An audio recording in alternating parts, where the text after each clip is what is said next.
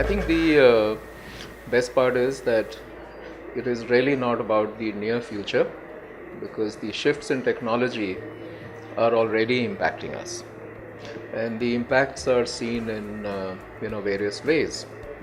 The most important being that some of the technologies or some of the advancements, especially with respect to big data, when it comes to using that for consumer experience and user experience, also making sure in the kind of businesses that we are in, where we do work with the end users, being able to validate information, doing some sort of social media metrics. That is where it has a huge bearing on what we do.